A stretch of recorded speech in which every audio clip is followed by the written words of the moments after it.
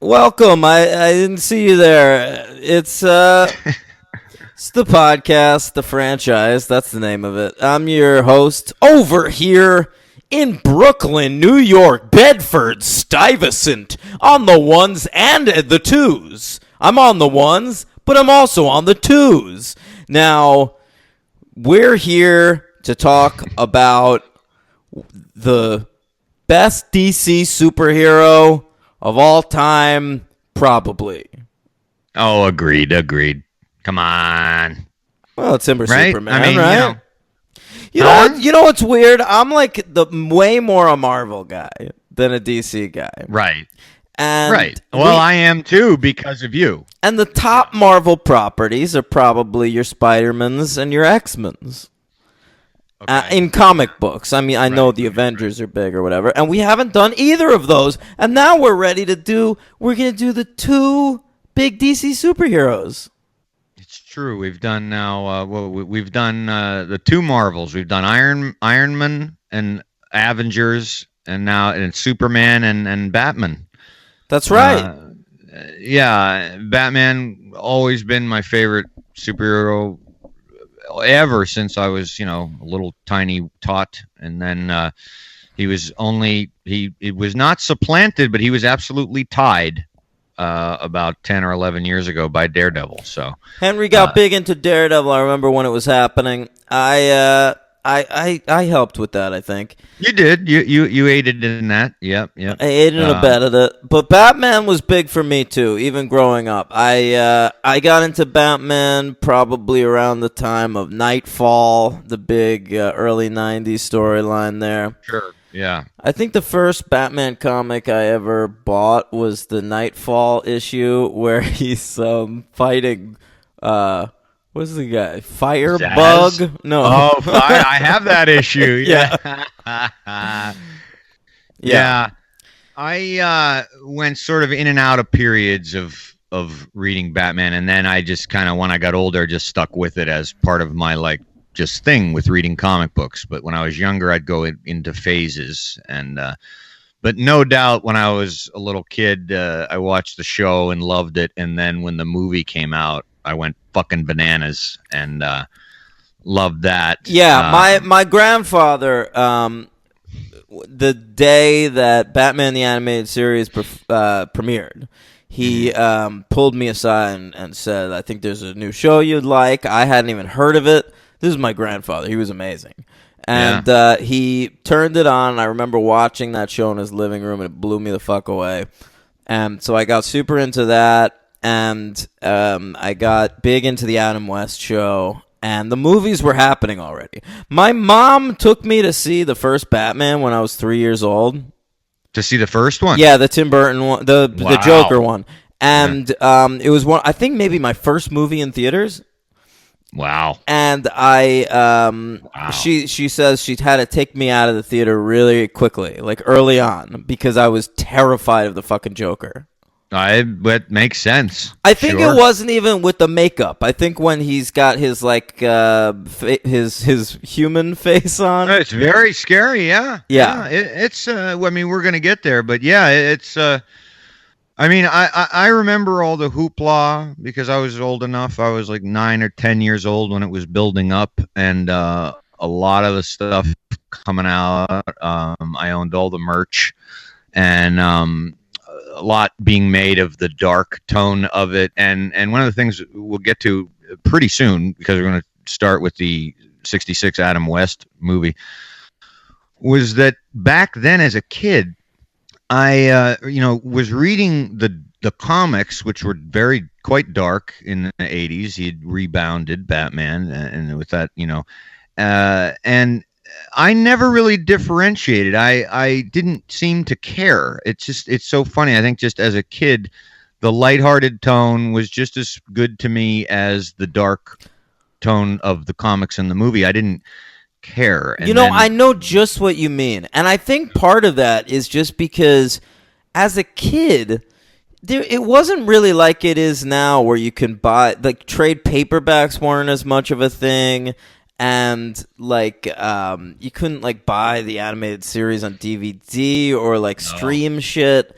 So it was more like you're picking and choosing. You'd go to the comic book store and you'd buy like whatever they had. So like when I was a kid, like there were the Tim Burton Batman movies coming out, and there were like the Adam West shows in syndication. Right. And you'd buy comics from like Frank Miller books from the 80s, or like you'd you know, in the dollar bins they had like fucking shitty cartoony stuff, or like there were even comic books at the time that were adaptations of the cartoon, and it was just like you know, you liked Batman, you just read whatever the fuck. Exactly. I remember I was so into X-Men at the time that like I got a run of X-Men comics that were like Burger King exclusives. And they were like pieces of shit, but like you read them because the X-Men were in them. I am pretty sure, and I would have never remembered this, but I absolutely owned and did this. When I was reading afterwards, after watching both these movies, and I was reading about the hoopla with the Burton Batman, that there was a novelization of it. I totally owned that and read that. I owned a comic book adaptation of Batman Returns. I have the one of the original. Okay, you probably saw it in my collection. Yeah, I think I told you about that Returns one when I saw that in the collection. Yeah. So I also remember when the Schumacher one started coming out. I was still young and into Batman enough that I didn't really notice a difference. Yeah, see that by that point I was older, and I did see them in the theater, but I was out. I wasn't into comic books anymore. I had kind of just gotten totally away from it, but sort of went out of a sense of like obligation, and then just you know, we'll see, because I haven't seen them in a very long time, but just totally lost interest. And just kind of and so then by the time Batman and Robin had come out, I really didn't care. And then I think a few years had passed, and I was like, oh, you know, Batman, you know, it'd be great if they made a new movie. So the coming around of Batman Begins, the really Nolan movies came at the right time for you. For me, they did. Yeah, maybe for you too. But for me, they really came around at the right time, because I hadn't seen the Burton in a while. And I was like, yeah, they still never did it right the way I want to. Well, my whole thing with the Nolan movies, and we'll talk more about it when we get there, it was just like between Batman and Robin and Batman Begins, there were like 100 different Batman movies in development. Like there was going to be another Schumacher one where the Scarecrow is the main villain. And then they were developing a Dark Knight Returns adaptation. And then they were developing a Batman versus Superman movie by Wolfgang Peterson, and Darren Aronofsky was going to do a Batman movie, and it was just like, would you make a fucking Batman movie already?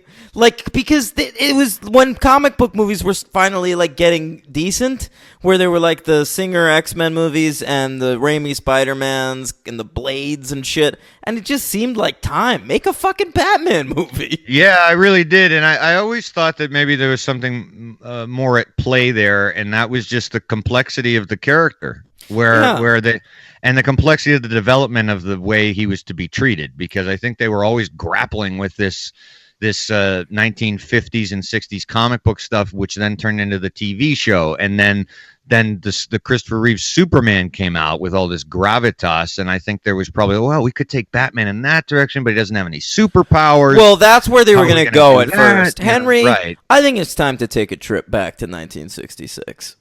I think you might be right. Yes. Okay, so Batman 66, as this character is frequently referred to by comic book nerds. What is he called? Well, there was like DC in recent years put out a comic book about like the Adam West version of the character, and the book was just called Batman 66. Sure. Yeah. So this Batman was so they had already done one season of the TV show, right? And Adam West and Burt Ward were Batman and Robin. It was a huge fucking hit, and the creator of this show, one of the creators, this fella Lorenzo Semple Sr. Is that his name? Lorenzo Semple Jr. Yeah. Excuse me. Yeah. Can we find out what Lorenzo Semple Sr. did? Let me see. I think he was the father. He was the grandfather of some baby from a Ghostbusters movie. I don't know. No. Okay, so Lorenzo Semple Jr. Created the Batman TV show, and he wanted to start the TV show with a theatrical movie, like launch it, and the company or the network, whatever. I think it was CBS. Am I wrong about that? I don't know. Yeah. All right, I'm gonna need you to know more. So, there was so much. Yeah, I know. There was so much information on this Batman movie. It was overwhelming. Because it's Batman. People fucking love Batman. No, but I mean, even on the Burton one had a lot of stuff too. But like this was just, and let me tell you guys, your loyal and faithful host here, this superhero count, holy shit. Well, all of them. Oh. God, I mean, it didn't turn out to be that many for this movie, but the filmographies of everybody involved, because they've all been in like 300 things. Yeah, they've all been in 1,000 movies. So looking at each of their filmographies, they're all things from the 30s and 40s and 50s, and some in the 1920s. I had to go through silent films. Well, they weren't making superhero movies back then. Oh, okay. Now, I will say, covering Batman was your idea, Henry. It was. And it's already a fucking shit show. Because, first of all, there's people that want us to cover the Lego Batman movie. We'll talk about that later. But right off the bat, Space Cadet Juan's like, are you covering the serials? Right. Because there were theatrical serials in the 40s. Now, we're not covering those. Yeah. Go what? I mean, I'm just saying, like, the same way, like, I'm not going to cover, like, the Honey, I Shrunk the Kids Disney World movie. Or or fucking Terminator 2 Race Against Time or whatever that was. I agree. I mean, honestly, you were even more of a stickler than anyone here, because I wouldn't even have covered Mask of the Phantasm. It was a theatrical movie. Oh, 100%. And you're right. But I was just to avoid some of that hoopla with the serials and all that shit. I was just going to say, live action beginning with the Renaissance in 66, period. That's it. I wasn't going to go through, because of course it's endless. I mean, that's the same thing. I mean, if we could have done some of the TV show, an episode or two of the George Reeve Superman show. I mean, or a one-off of when we do Captain America. Are we going to watch the 1990? Yes. Well, maybe we will. Yeah, we will.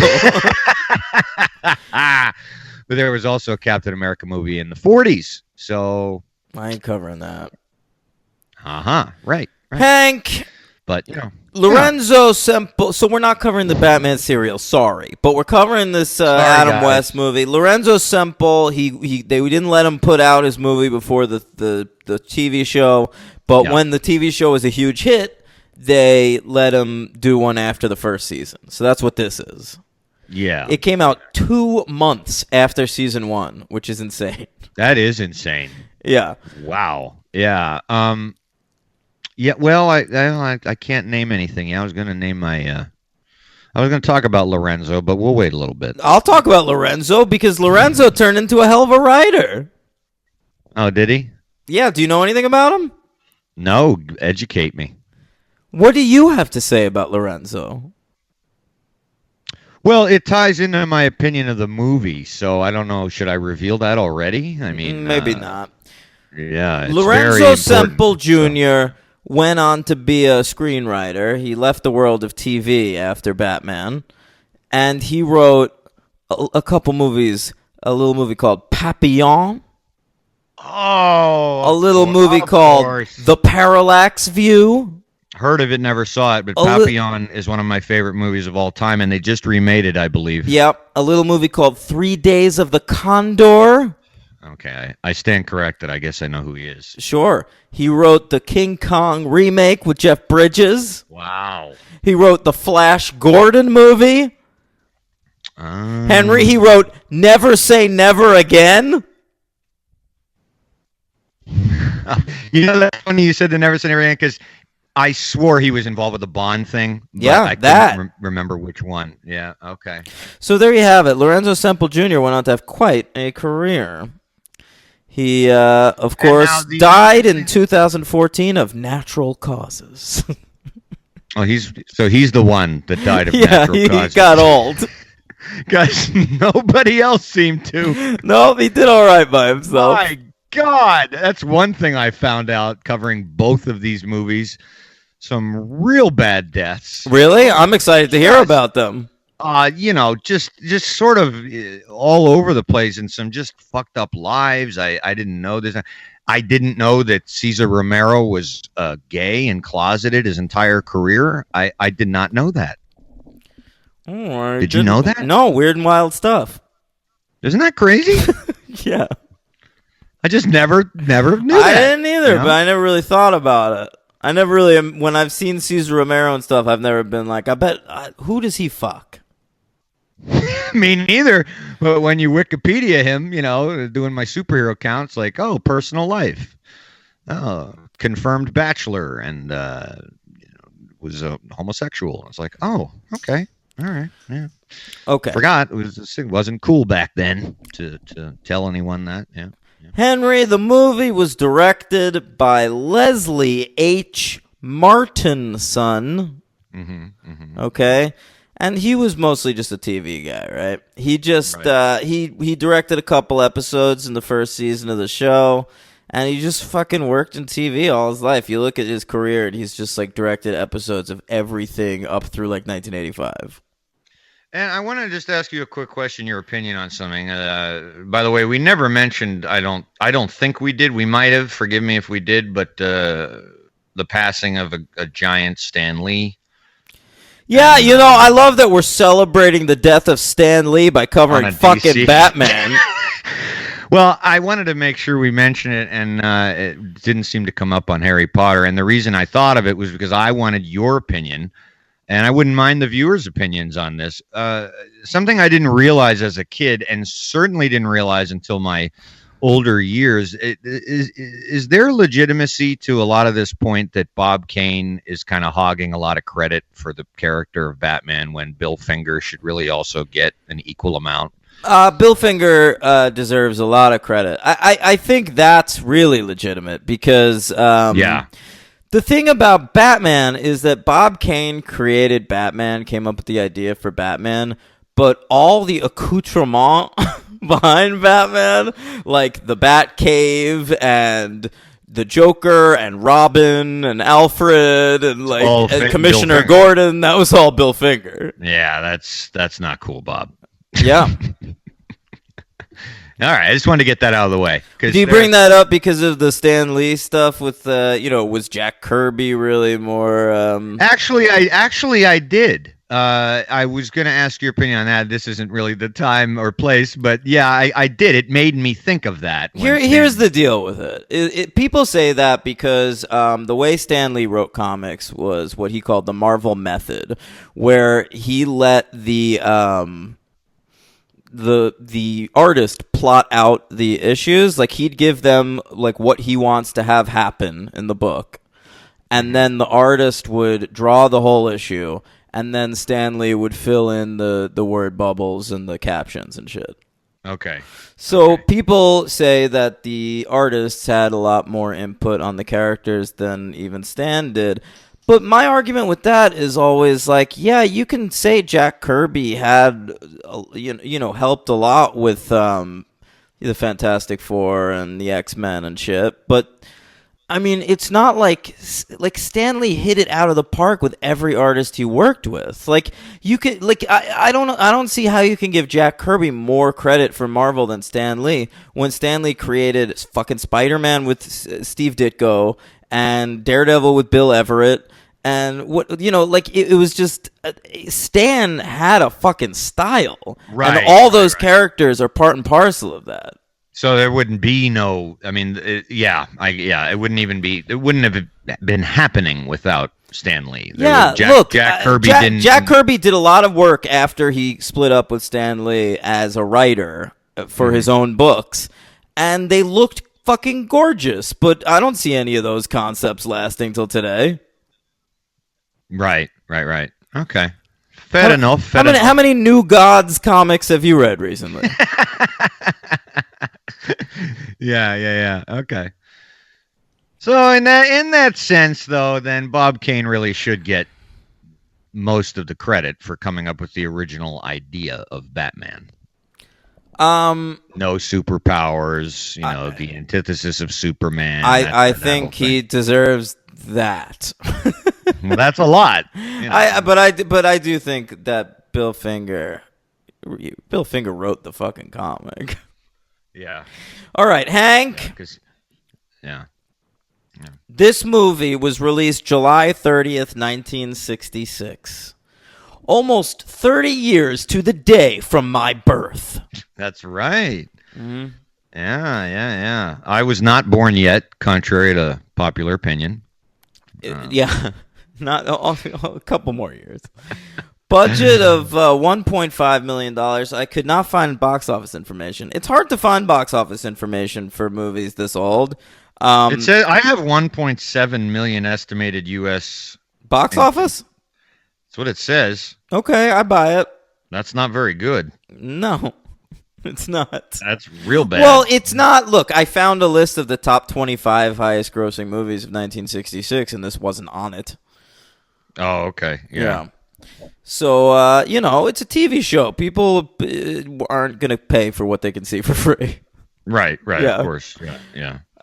So here it is, the Batman movie. We do have our 1966 lists. Yeah, you sure do. Yep. Now, what happened with you, Henry? I had a real good time. Totally digging deep to just find out if this was at all humanly possible, because after all, we did do James Bond, the Sean Connerys, and of course 66 was a year there was no James Bond. It was the year they skipped, right? That's right. It's That's right. Between the Honor Majesties. No. It's between Thunderball and You Only Live Twice, so Connery had not left yet. But so taking a look at this year, I have literally seen 2 movies. Yeah. All right. Mm-hmm. I'd love to hear your top 2 list right now. I don't want to put one of them in the top 2. Is one of them Batman? It is. Okay. Yeah, I think I have a hot take today. I don't know. What, you don't like this movie? No, I did not. All right. Now this was without a doubt in certain ways for me, of every single thing we've ever covered. Yeah. The biggest nostalgia booster. Not ever. for me, man. Ever. Yeah, I can't believe I mean, I can believe it because I was a kid, but I can see it still as a TV show. It makes sense. But this movie, did you try to watch it as a Batman movie or as a silly comedy? Oh, I tried to absolutely watch it as the Batman of that era and the Batman that I used to love to watch. I feel like you shouldn't even watch this movie as a Batman movie. Just like, right. You gotta divorce it from the Batman concept entirely and just watch it as like a fucking parody of superhero shit. Correct, but it's just, I mean, I just thought it was really bad. And I mean, I don't even mean I mean, you get over the concept of Batman being that way pretty quick, especially for somebody like me and you and a lot of listeners who watch the show. It's just a bad movie. I mean, Henry, I thought it was perfect. Really? Yeah. Perfect. For me, it was the same sequence of dialogue and scenes over and over and over and over again, and it was all right. It was. We'll get to it. Don't you remember? I have a top 10 list here.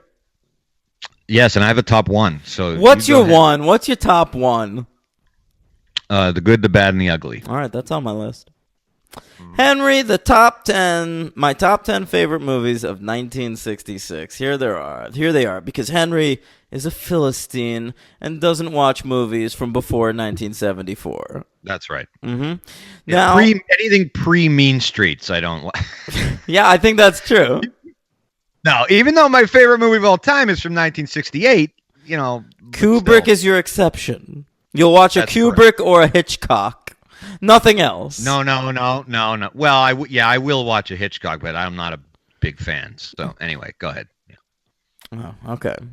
Not a big fan of Alfred Hitchcock. Or an Orson Welles. Yeah, fuck that guy too. No, I like plenty of Alfred Hitchcock movies. We've talked about this. You're a big Hitchcock fan. I'm just not. Well, I mean, only because he's one of the greatest filmmakers of all time. I mean, it's not that big a deal. Sure. Henry, Yes, go. the top 10 movies of 1966. Number 10 is John Frankenheimer's Seconds. Okay. All right. Number 9 is Jean-Luc Godard's Masculine Feminine. Henry, you're going to hate this list. You ready for more? I'm so excited. Number 8 is A Man and a Woman.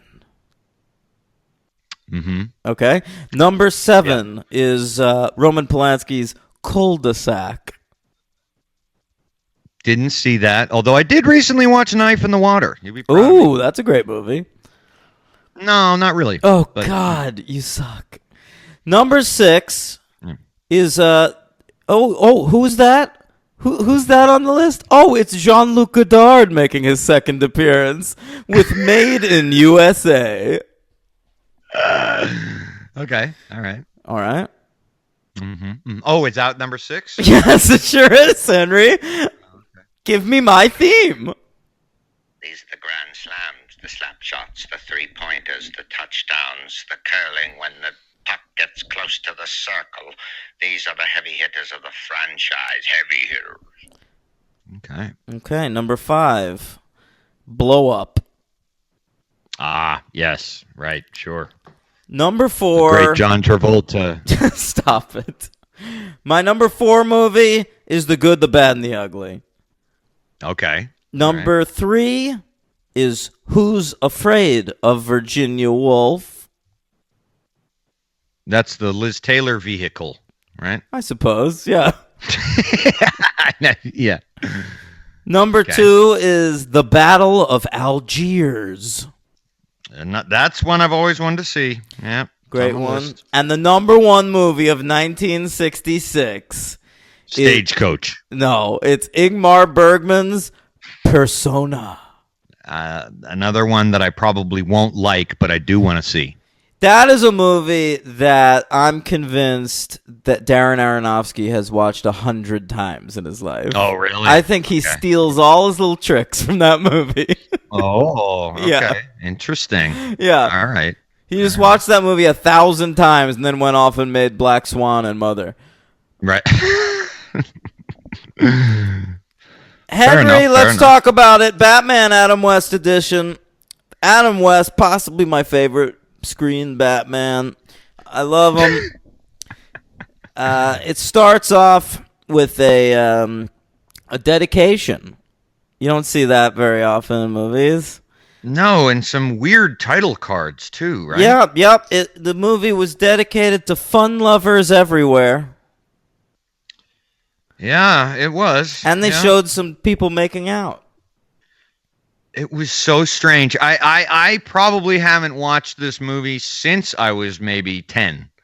So it's probably been the longest gap between any movie we've ever covered that I haven't seen a movie. So we're talking a good 30 years. Okay, so listen, it's a Batman the movie. So they want to give us the goods. So you got your Batman, you got your Robin, but the villain, who's the villain? Oh, I don't know. How about all of them? All of them. All of them. So you got Burgess Meredith over there as the Penguin. You've got, you got Frank Gorshin as the Riddler. Yeah. The Riddler also wrote I'll do that for everybody. The Riddler also wrote the score to the movie, Henry. You happen to notice that? Yeah, I did. You're right. I happen to notice that the composer of Batman the Nelson movie Riddle, of course. was Nelson Riddle. Now, I believe that's got to be an alias. Yeah, it's an Edward E. Nigma It's is what it is. definitely an Edward Enigma situation. Henry, Yeah. then you Yes, got man.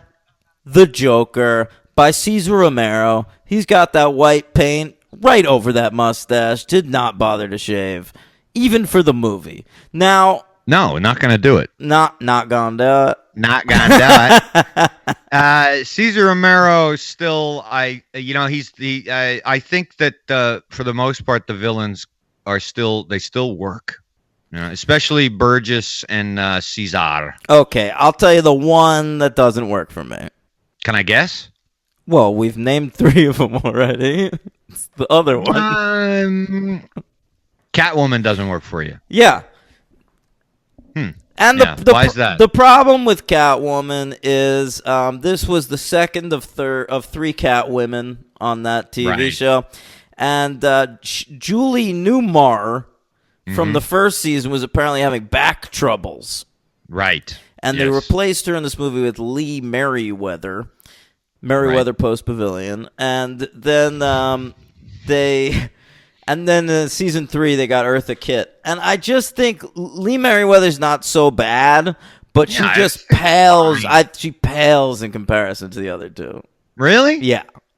I never was a big fan of Eartha Kitt in the role. I remember liking Julie Newmar. I think Eartha Kitt is perfect. Yeah. All right. You really like saying that. It's fine, man. I get it. Yeah. It's kind of like you're slipping the BS. Sure. For you. Yeah. I think it's Meowficent. And I thought you were going to say the Riddler didn't work for you. well, here's the thing about the Riddler. He's one of 2. I think Frank Gorshin is a good Riddler, but I also think it's super weird because Cesar Romero and Liz Merriweather Lee Merriweather and Burgess Meredith are so fucking over the top, and Frank Gorshin is trying to be like a legitimate villain, and so it kind of works against him. Like, I think Frank Gorshin as the Riddler in the TV show is fucking awesome, but I think playing against these fucking weirdos, it's a little weird. Yeah. Yeah, well, he's got a weird. I mean, the Riddler's a strange villain. I've only read 1 or 2 actual Batman comics that dealt with him in any kind of cool way, But like, he's just kind of this. The other 3 are also just, no matter who's playing them, unless you're Jared Leto, are such outsized personalities, And Hey, you can't say Jared Leto's Joker wasn't outsized. Yeah, good point. I had to talk through them teeth with tattoos on them. Damaged. But the Riddler is just kind of this weird, strange character who's, you're right, it's with the other 3 on screen. Yeah, Gorshin's trying, but it's oddly distributed. Yeah. It is. It's honestly, the character in this movie would have made more sense if Jim Carrey was playing him. Yeah. Oh, for sure. Yeah, definitely. Yeah. And that's one thing I'm interested to see when I rewatch Batman Forever and Batman and Robin, if the level of unenjoyment I had with this is a similar unenjoyment I'll have with the other ones. Because this one wasn't like, I didn't get like angry. You know what I mean? Like, it wasn't like, God damn it, this, you know what I mean? It was just fucking boring. It's too long. Oh, it's really long, man. I kept checking the time, and I couldn't believe this movie was only 104 minutes. I mean, it felt like, holy God. Most of the TV show runs in 2-parters. Yeah. And it's a half-hour TV show. So, like, you're really getting, like, 50-minute stories. That's right. And that shit works. That's how long these should exactly. be. Yeah, so that's what kept running through my head. That's why I said at the very beginning, I feel like I could watch the TV show no problem. you know. The TV but- show's great. I have it on Right. DVD, and it I know you holds do. up. But, but the movie, I mean, come all right, on. let's go through it a little bit. I love it. So, All right. Batman and Robin, they're on the case. They get a call. They have to go get the Batcopter, Henry. Yeah. Now, here's something I thought was interesting. They've got a Batcave, Yes. okay? But to get the Batcopter, they had to drive the Batmobile to the airport and pick it up. Very inconvenient. Yeah. That occurred to me too. And I love that There nobody were in a lot of- Gotham is super interested in who they are in real life. Like they seem like horrified at the suggestion that would ever be revealed. Yeah, I know. Yeah, and speaking of which, Gotham, lots of money went into the production design to create a city in this one. So Burbank is essentially Gotham. It's not even. It's just the backlot. Like there's. Yeah, I don't think they totally. shot a second of this movie outside. Oh my God! Maybe that scene where they're running down the street, Robin. Maybe that one that goes on for a long time. Remember When the was one that? towards the end when Robin goes, "Let's get a taxi," and he's like, "No, Robin. Oh yeah, It'd be faster at this point to run." I loved they're that. Oh my God! And then they're running in through the streets, and then you can see that the people in the street don't know what's happening. So that was, I think that was live. That's about it. But I wondered oh, if that Lord. was on purpose, exhausting. where it's just like in Gotham City, these fuckers are just running around all the time. Like it's common practice to just see Batman and Robin. Oh, Like, look, it's Batman again. yeah. Okay, Look, Johnny, it's Batman and Robin. I don't care, Dad. Yeah, that kind of thing. Yeah. so the greatest moment. There's two classic moments in this movie. Let's talk about it. They're in the Batcopter. A Right. shark jumps out of the water, attaches itself to Batman's leg. He's just kicking the shit out of this shark, but it won't let go. He asks for the bat shark repellent.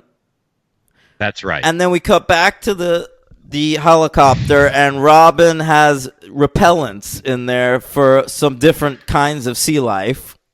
Yes, every form of manta ray and yeah. Sure. But he gets the shark one. He selects shark, and he starts to go down the ladder very, very slowly. That's what I noticed too. I was like, I thought he would like toss it. Yeah, to me him and too. do, But like, no, quick he's cut. got to do the handoff. Oh my God! So Batman is just being eaten, by this rubber mako, Yeah. and Robin's just taking his time. Yeah, but they get the shark repellent, and they get rid of the shark, all right?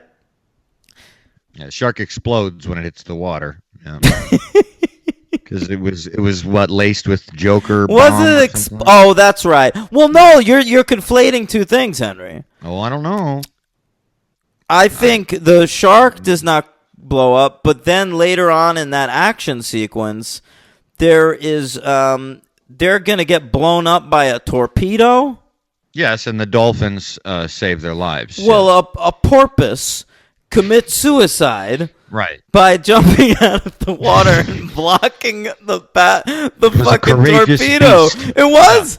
I think the porpoise understood that he's dealing with the good guys over here. Right. And so he sacrificed his own life to save Batman and Robin. Yeah, a waste of his time. What But a yeah, noble porpoise. it was a very noble purpose. Yes, the shark exploded, by the way. I just checked. Yeah, Okay, thanks. fine. All right. Yeah. So Batman and Robin, they go back to Commissioner Gordon, and they're trying to, and the mayor, and they're trying to sort out who could possibly be behind this. They look at all the villains that are on the loose, and then they somehow tie it together Very quickly. in the Yeah. craziest way possible. And I read something great that I never knew, was that the actor who played Commissioner Gordon and the actor who played Chief O'Hara did not like each other very much. One of the sole reasons being that Commissioner Gordon detested the fake Irish accent that the guy put on for Chief O'Hara. I like that. So anytime he spoke, he was just repelled. So here's how they figured out the villains, Henry. Yeah. I have it here. Batman thinks it was pretty fishy that what happened to him on the ladder. So they're like, well, it's got to be Penguin, right? Oh, my God, right. And then Robin says, wait, it happened at C.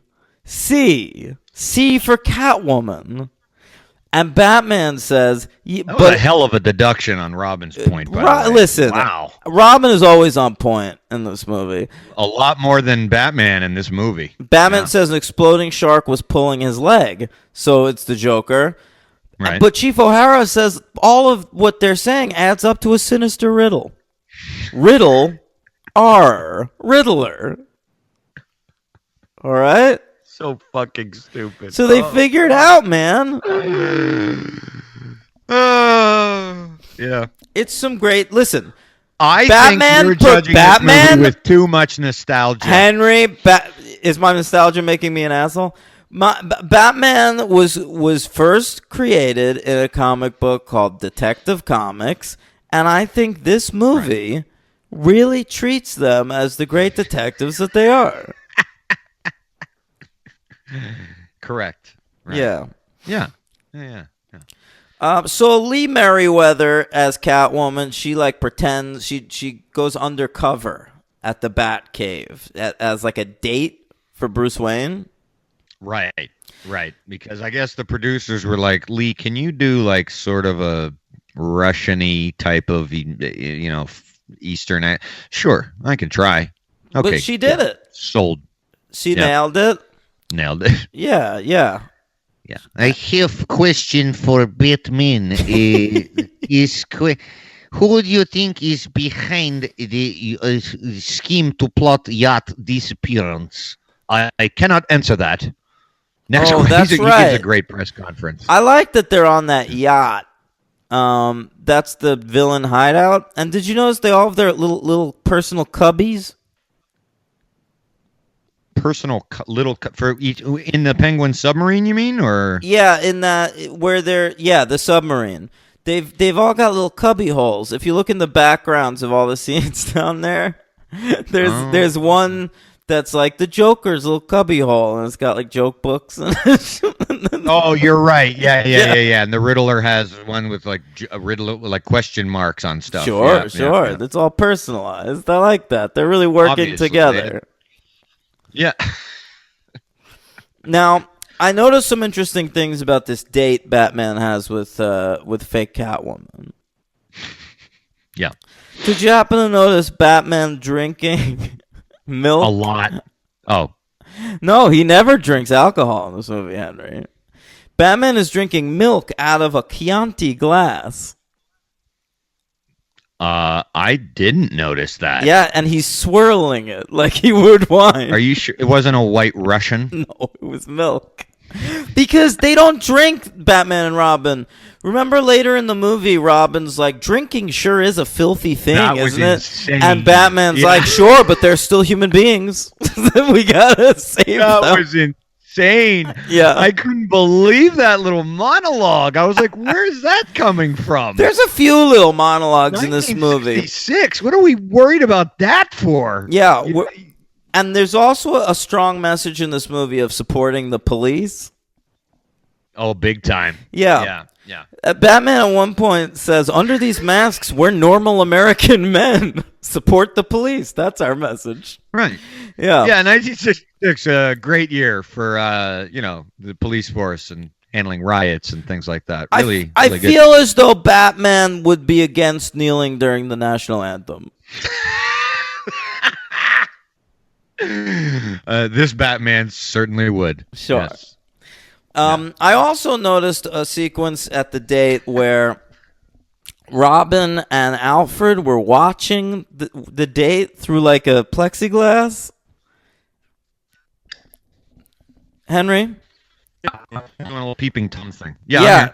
And so fucking Robin, they start making out at the dinner, and Robin's like, ooh, we should close the blinds. And Alfred does not want to. He wants to see Master Bruce fuck. I mean, why wouldn't? He's Alfred, you know. He's like 90 years old. He doesn't care anymore. Yeah. You know? So soon after that, we get the other great sequence in the movie, which is Batman trying to get rid of this bomb. Yeah. And Right. Correct. He's trying to get rid of it, but first he runs into those drinkers, and he doesn't want to blow them up. Even they're still people, even though they drink. They almost deserve to die, though. Robin figures. Robin thinks they deserve to die. Yeah, Robin's like, you wasted a lot of time, Batman. Yeah. Yeah.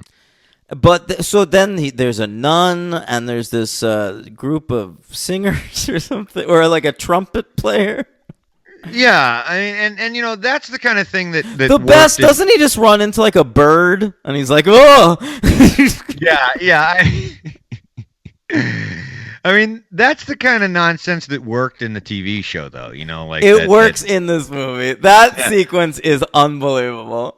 Well, I get, you know, while we're going through it, I mean, I guess trying to get into the zeitgeist of movie going in 1966, I honestly did have this is a genuine statement, man, / question. I don't know who this movie was made for. Because I don't know, did people go to the movies that much that you would take your kids in 1966 to see a Batman movie? Because it almost treads the line where it's kind of for like adults.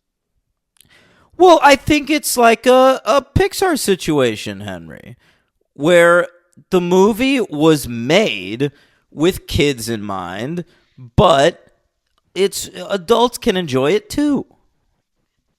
Yeah. Because I think, listen. Like Don Draper would enjoy this Batman movie. I think Don Draper would take little Bobby Draper to the movie, and Bobby Draper would enjoy it earnestly as a Batman story, and Don Draper would laugh at some of the jokes. Right. So for 1966, it works. I think it totally works. But it still works for you today. It does. I feel like you're definitely going to be in the vast majority opinion here, yeah. I loved watching this movie. I had a great time, and I don't know, man. I feel like if you can't enjoy this movie, then you're taking yourself too seriously over there.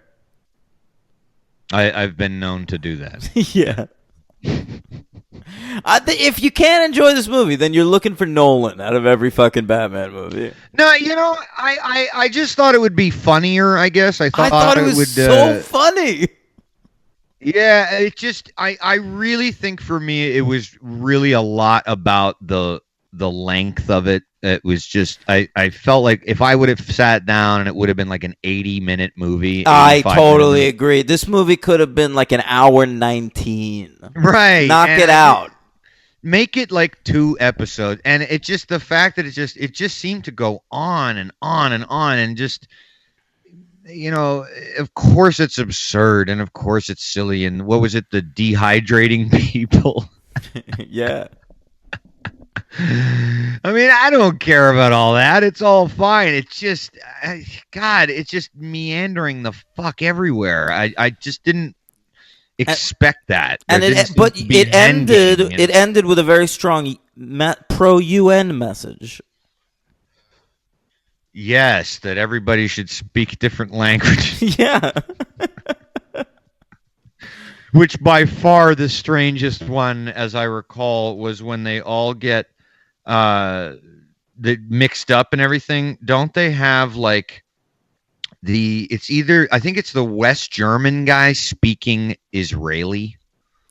I didn't notice that. Yeah, I'm a weird, I'm a language weirdo like that. So I was like interested. Oh, who are they gonna have speak what? And so they had like the German guy speaking Israel, and I was like, ooh, too soon. We're all part of the same people, Henry. That's the message of this movie. And as in Earth, we need to be prepared for invasions from outsiders, and we can all enjoy Batman. Yeah. All right. I think it's very moving. Yeah. What do you give this movie? No, you didn't. I'm giving this movie 2 stars. Okay. I'm going to give it a 4. 4 stars. All right. Yeah. Wow. Great. Who's your MVP? Cesar Romero. Cesar Romero. Is it because you feel bad about all those years he was in the closet? No, he just, he was always, he's the first Joker I knew. He still holds up. I think he does a great job in the role. I think he's great. He's the best villain, and he's really good at playing that villain. He's not the worst Joker. No. That would be Steve Miller. Oh, yeah, really? That's a good call. That's a really good call. Thanks. Oh, all right. Lord.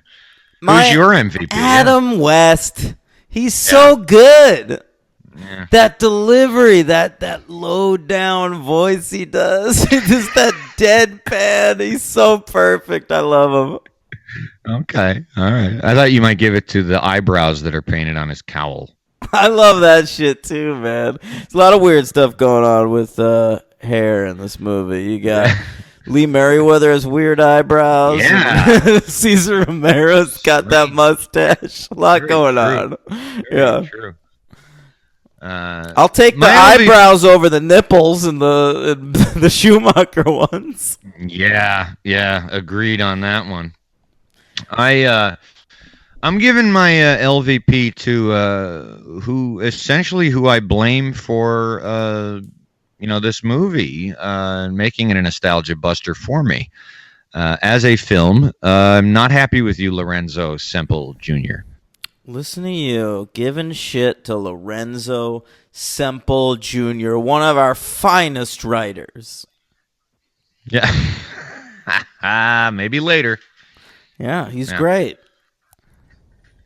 A New Yorker. My LVP? Yeah. That's a good question, Henry. I didn't say much about Burt Ward, your fan. No, I love Burt Ward. I'm a fan. Yeah, he's a good Robin, yeah. Yeah, listen, it's going to be Leslie H. Martinson, and I'll tell you why. Oh. If you're going to adapt a TV show into a movie, when it's still on the air, you need to open it up a little bit. We talked about X-Files Fight the Future. Yeah. And that was made during season 5 of the X-Files, and Rob Bowman, who was a TV show director, directed that movie, and he just opened it up. He made it look a little fuller, a little more cinematic. This just looks like the TV show. Yeah, that's very true. You're right. Yeah.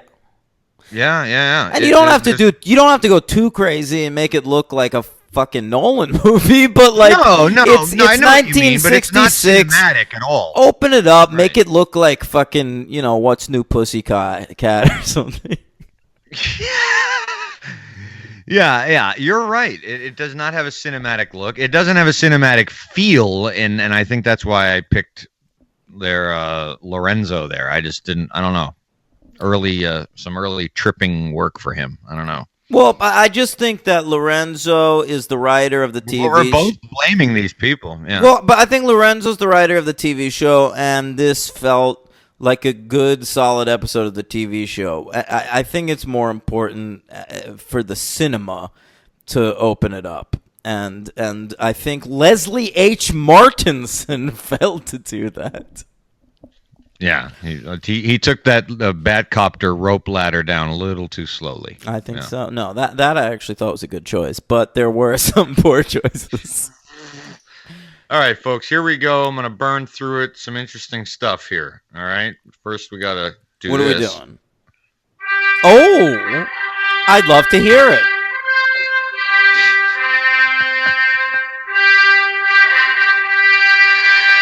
No, you don't. Henry, remember the first time you decided to have a theme for the superhero count? You did one with that, and then you did one with the shitty score from the Christopher Nolan Batman movies, and nobody liked it. Score, but... So then you just went back to doing the John Williams You didn't like it. You didn't like it. Yeah. Not iconic enough. It didn't work. Yeah, Mm-hmm. it didn't work. I was. You know what you trying could to get my use? footing. You know what's great? The fucking Danny Elfman score in this Batman movie we're about to cover. Absolutely, that was part of my selection. I don't think I ever played it, but I That's had that. way better than Yeah. Nolan. All right, go ahead. Very different. Yes. Okay, this is gonna start. I have an asterisk above here. Oh boy, I'm already bored. Right. So was I. So all right. Adam West and Burt Ward, I'm going to get this out of the way, were in many, many animated things Batman related, okay? Done. That's those. Yeah. There's a fucking incredible episode of Batman the Animated Series with Adam West as like an old faded movie star. Oh, It's one of the best episodes of the show. I'll see if I can find the name of it and I can recommend it to people. Go ahead. Yeah, there was just too much. So really with Adam West, the things that stuck out besides Batman related stuff were he was in the 1976 live action TV movie of Shazam. Sure. Played Hercules. Okay. Pretty cool. He was in the 1990 TV series that I watched as a kid, The Flash. And he played the hippie guy. He has a good hippie voice. He's a big DC guy. This is Shazam, Flash, and of course, he was in an episode of Lois and Clark, playing a character named Jerry Retchen. Sure. By the way, that episode of the animated series he was in was called "Beware the Gray Ghost," and it's one he of played the Gray Ghost, right? Well, he played the actor who played the Gray Ghost, Right. And yeah, it's one of the best episodes. So anyway, go on. All right, we get pretty interesting here. All right, Lee Merriweather was also in Batman the TV series after the movie came out, playing Bruce Wayne's love interest Lisa Carson. Sure, and that's because after the movie, Julie Newmar's back healed, and so she became Catwoman again. Completely, yeah. Yeah. All right. Frank Gorshin was in Lois and Clark, playing a lawyer. He was in Meteor Man, playing a drug lord.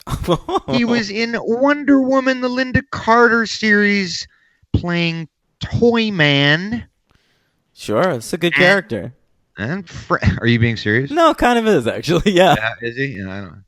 And in The Batman, the cartoon The Batman, he played Professor Hugo Strange. Oh, kind of a major character. Okay, so Gorshin, he's got Gorshin. Yeah. And we got a few more in there, even the weirder. Gorshin Fisherman. Yeah. Go ahead. Good one.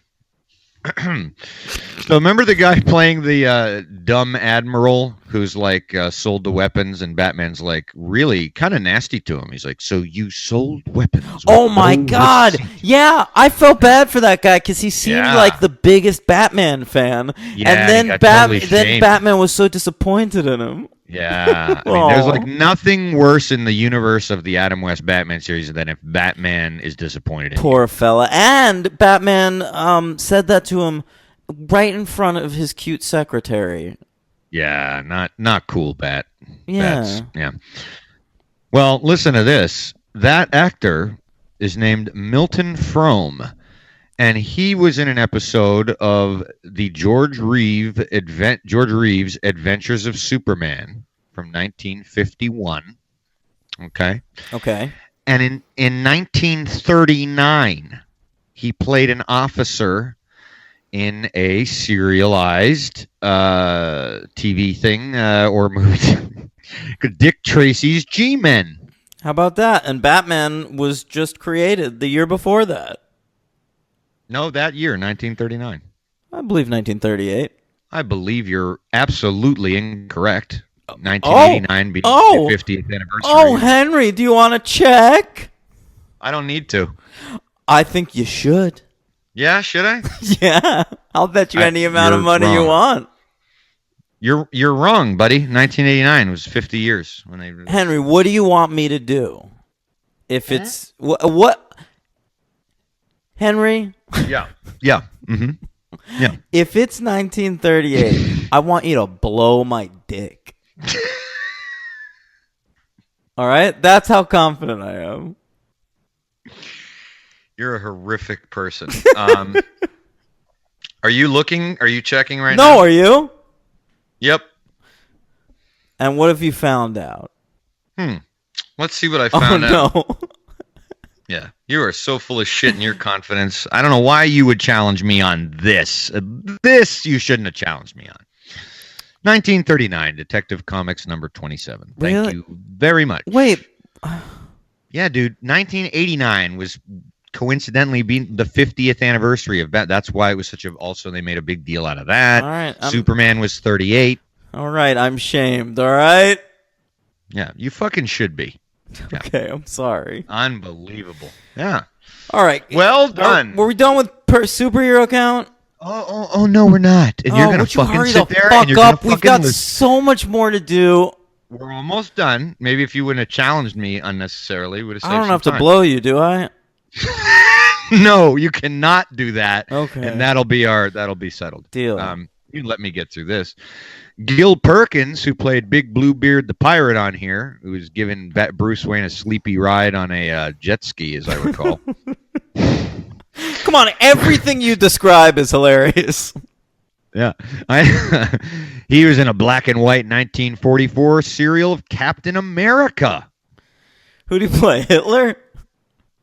Thug. Oh, could be Hitler. Okay, go on.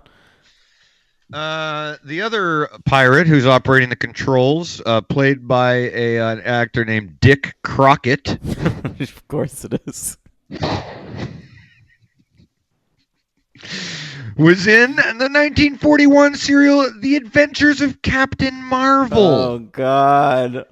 But I saved the best for last. I want to kill myself. This is also for those people who were upset we didn't cover the 40 serials. At least I did my homework on this. Okay, there you go. This is the best one. Are you ready for this? Yeah. You're going to love it. Do you remember who the president is in this movie? Lyndon B. Johnson. That's correct. Yeah. Do you know who voiced the president in this movie? No, were they better than Bryan Cranston? No, they were pretty terrible. But does the name Van Williams mean anything to you? No. That's the Green Hornet.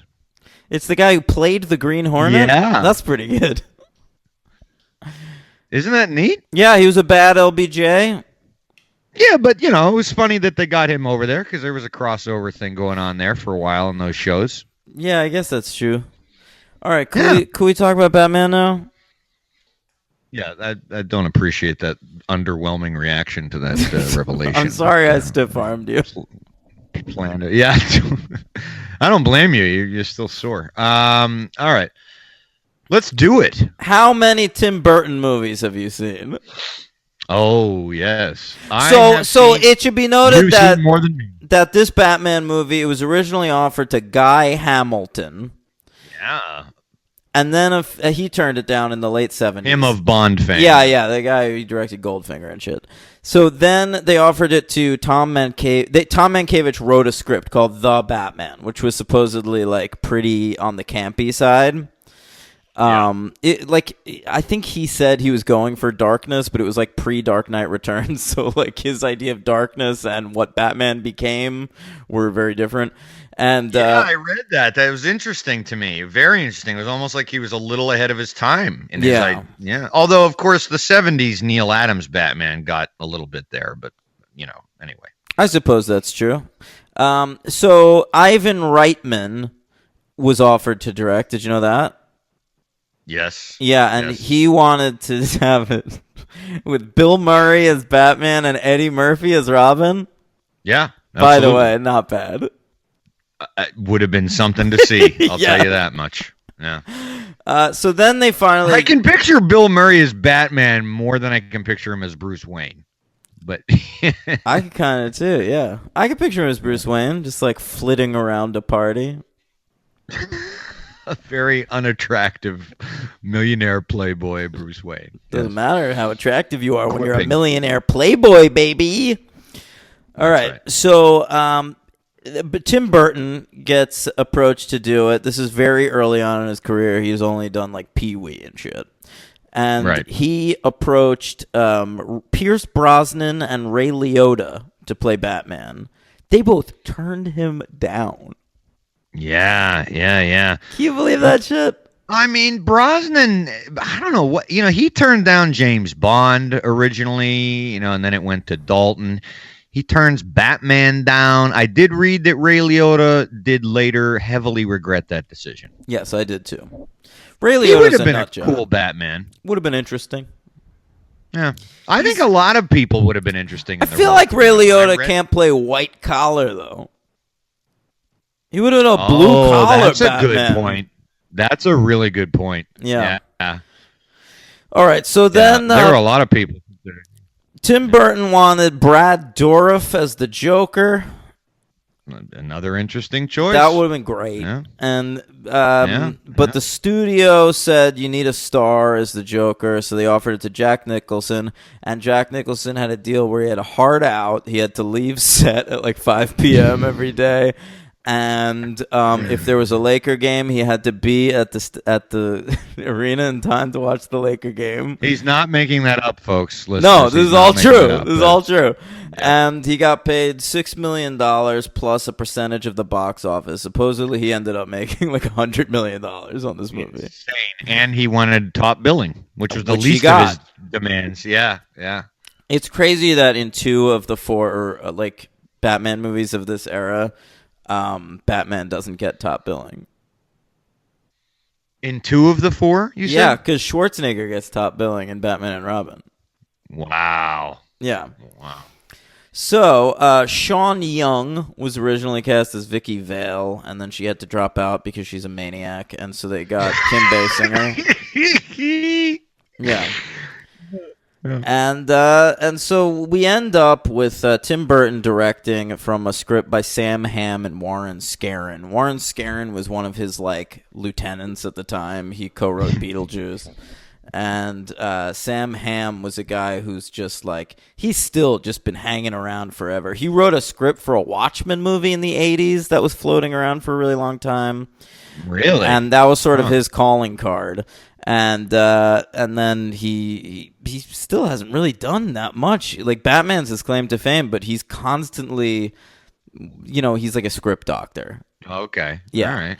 He makes a living. Yeah, he does. And so here it is, Batman. We ranked the Tim Burton movies. We did, and I can guarantee you've seen I'm going to guess that you've seen everything he's directed. I have. There's 2 I haven't seen. Ooh, all right. I have seen 11. Okay, that's a lot. So I've seen 16 Tim Burton movies. I skipped Dark Shadows, and I never saw the Frankenweenie remake. Okay. All right, and I'll say that he didn't direct Nightmare Before Christmas. He just produced it and wrote it and shit. And that would be around 6 or 7. I never knew that. I always thought he directed it, but no, Henry Selick, who's great, who also directed Coraline. I like Henry Selick and James and the Giant Peach. So that would be number 6 or 7 on my list, but he didn't direct it, so it's not on the list. All right. So should I start at 16? You could catch me at 11. You got it. Okay, number 16, Henry. His worst movie is the Mark Wahlberg Planet of the Apes. All right, fair enough. Yeah. Number 15, and even this has its moments. It's it's Mars Attacks. Yeah, I agree. Yeah. And number 14 here is his remake of Alice in Wonderland. Okay. Which I liked bits and pieces of, mostly Mia Wasikowska. My number 13 here is Sleepy Hollow. Yeah. Okay. Sure, saw it. Yeah. My number 12 is his better than it gets credit for being remake, Charlie and the Chocolate Factory. Ooh, all right. And you want to pipe in at number 11 here?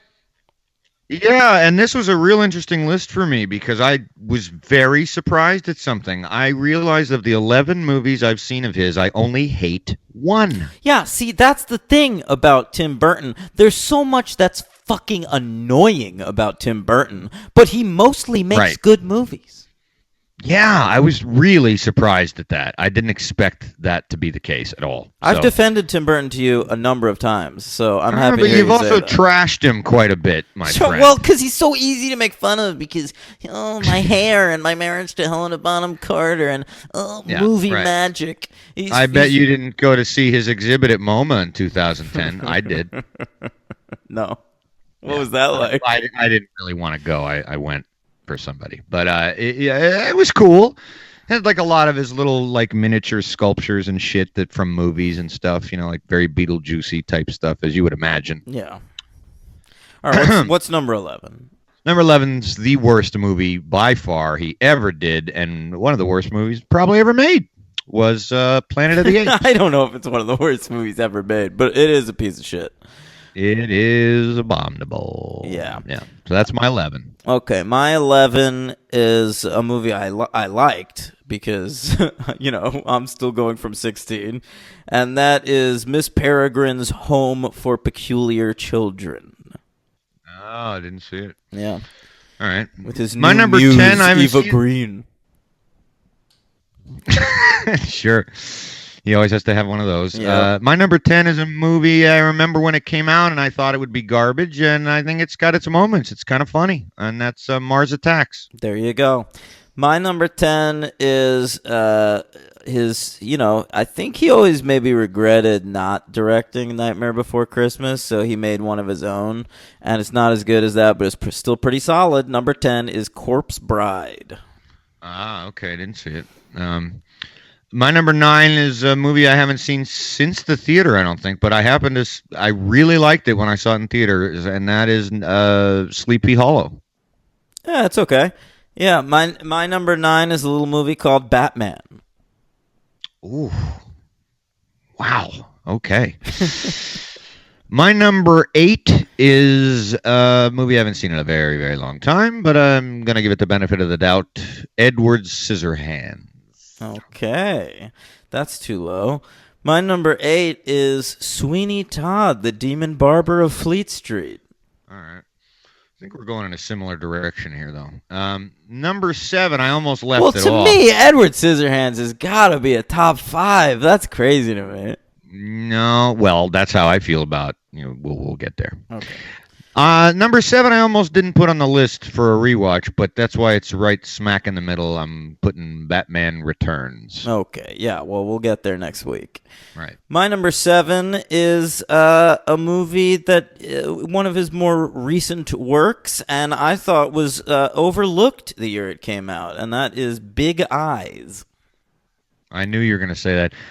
You recommended that to me when it came out, but I never got around to it. Amy Adams So and Christoph Waltz, 2 really good performances. Yeah. Stepping Number out of his 6. comfort zone a little bit with that one. Okay, all right. Number 6, I saw in a double feature with There Will Be Blood. Sweeney Todd? Yeah. Yeah, I saw that the same day I saw There Will Be Blood also. Well, I didn't. I saw the second half of There Will Be Blood. It was my second viewing, and co-host, two-time guest Jan Martino and me snuck into There Will Be Blood. After Hey, Sweeney Todd. we're due for a Jan Martino appearance on the 100%. show. 100%. Yeah. So I actually liked Sweeney Todd, and we all know my feelings on musicals, so that was a good one for me. What about you?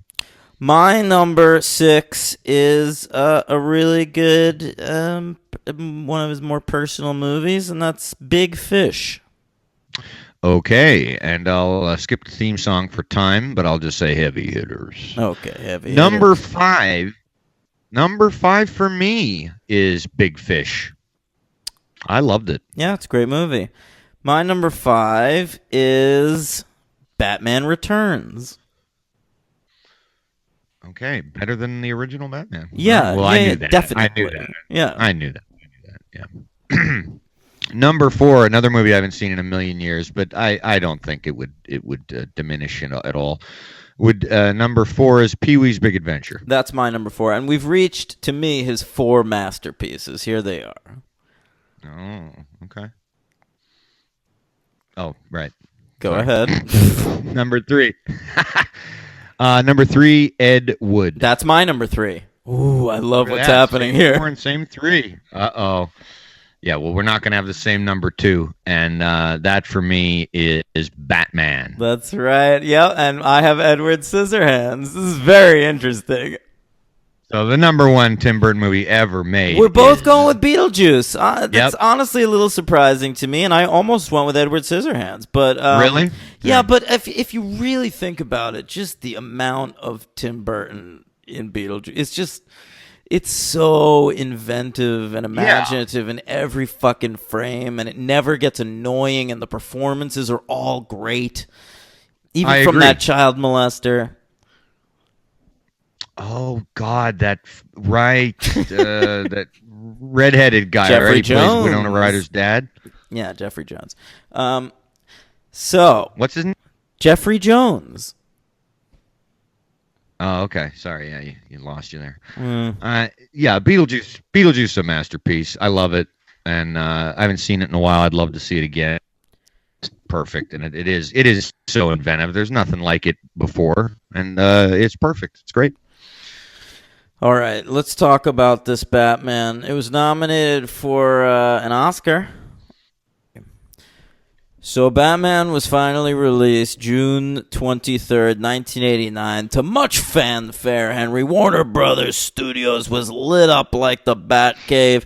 I remember a lot of people, you'd see people with the bat signal shaved into their back of their heads. Oh, it was a phenomenon, dude. I remember it well. I mean, it was total insanity that year. Did you have the bat signal shaved into your head?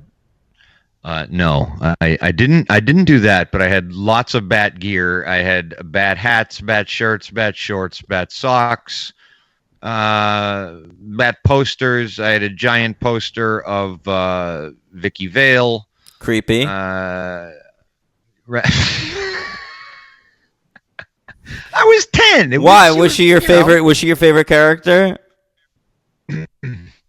Yes. You really related to Vicky Vale? Yeah, that's You why I like had following this. her hero's journey? Yeah, that's right. I had Batman She was PJs. wearing the white dress.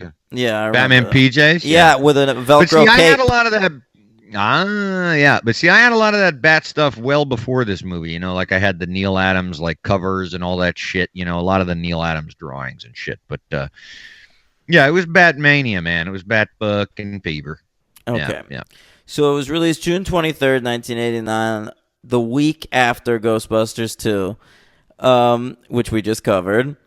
And it was a budget of $35 million and a box office of $411.3 million. It was a record holder for a while, no, of some sort. I guess. It was number 1 for the year, I can tell you that much. Mm-hmm. Yeah. Okay. Yeah. Henry was nominated for an Oscar. It was nominated for an Oscar. Yes, it was indeed nominated for an Oscar. That would have been one of the tragic people we were discussing, right? No. Oh, maybe. I don't know. Who the fuck tragic people? Anton Furst, the production designer, I believe, was the man that was hold off, ignore that background noise because he's about to accept his Oscar. God. Yep. Batman won Best Art Direction at the Oscars. Sounds great. Oh, that's it? As always, yeah. Oh, Henry. He killed himself a few years later. He killed himself? Yeah, you didn't know that? No, Yeah. how'd he do it? It's actually pretty fucked up. He was prescribed the drug Halcyon. Halcyon has a mixed review, let's say. And he was mixing it with alcohol. He was drinking heavily at the time, and very fucking weird. He was out with some friends, I believe, and just out of nowhere, he jumped off of a parking garage from the eighth tier. Yeah. Man. Yes. That's Only a rough couple stuff. of years after Batman. Yeah. Sounds like something out of The Grudge. Did they happen to be in Japan? He might have been. I'm not sure. Yeah. So it's, that was a pretty widely known thing, I thought. I didn't know about it. I just knew that Warren Scarron, the co-writer, died of cancer at a very young age. Oh, okay. Because Lieutenant Eckhart also died a horrific death as well. Lieutenant Eckhart? Yes. William Hootkins. The great William didn't know Hootkins. Yeah. The great William Hootkins. You know, I thought he was playing Sergeant Bullock. Dude, I know. It was such a strange thing. I He remember looks even as just a nerdy like little. Bullock. I know. It was one of those weird things. Even as a nerdy little comic book kid, I was like, "That must be based on Harvey Bullock," and it clearly is, right? But I mean, it's not. I don't. Is know. it Harvey Bullock? That's choices his name.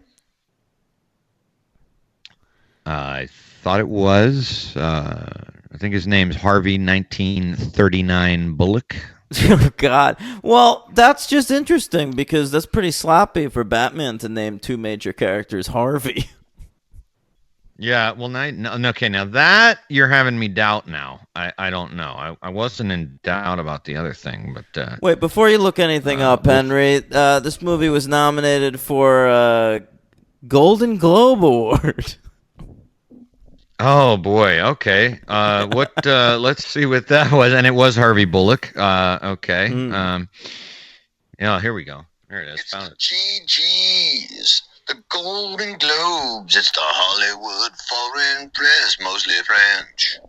Oh, yeah. Jack Nicholson. Listen to this. Nominated for the Golden Globe for Best Actor in a Comedy or Musical for Batman, a movie which is neither a comedy nor a musical. It really isn't. At all. Yeah. Boy, those fucking globes. No, I mean, The Martian made more sense. For Yeah. Sure. So, But The Tourist. but it's okay. Jack Nicholson lost, Henry. Who did he lose to? Let me guess. Did he lose to some Robin Williams performance? No, I'll tell you, he lost to a performance in another movie that is neither a comedy nor a musical. And that's right. When you think of Best Actor in a Comedy, what name comes to your mind, Henry? Robin Williams, Best you say? actor. Yeah. Well, think again, buddy. It's Morgan Freeman for Driving Miss Daisy. A movie unseen by me. Piece of shit. Henry, this movie is on an AFI list, baby! I had a feeling you were going to say that. So Let's do it! AFI. Henry, Yeah. because that broke up a slight bit, and because it's my favorite of all the theme songs, can I hear it again? It's the first theme song we ever did. You never topped it. Okay. AFI. Yeah, it's like that first album by The Cars. Rick Ocasek can keep trying, but he's never going to top it. Yeah, it's truly my Back in Black. That theme. It is. Yeah. Yeah. Henry! Was it nominated for any BFIs? No, just the AFI, unfortunately. Just no BFIs. No Okay. BFI. That's really too bad. Yeah. This iteration of Batman, AFI believes, is the number 46 best hero of all time. Sure. Yeah. Batman, And number 46. And the Joker, Henry, is the number 45 movie villain of all time. All right. Sure. Movie villain, specifically these two Michael Keaton, Jack Nicholson performances. Okay. Right. I want to actually, I'm looking up right now, I'm Googling just like who beat Batman on the list of best movie heroes of all time. I'm going to guess Jack Sparrow is ahead of him by a lot. No doubt in my mind, actually. Jack Sparrow, you think made it higher than Batman? Oh, yeah. I'm looking. I don't see Jack Sparrow on the list, Henry. So I believe you're wrong. It was only a top 50 Well, I'm list. happy I'm wrong. It was only a top 50 list, and there he is at number 46, Batman. Wow. Yep.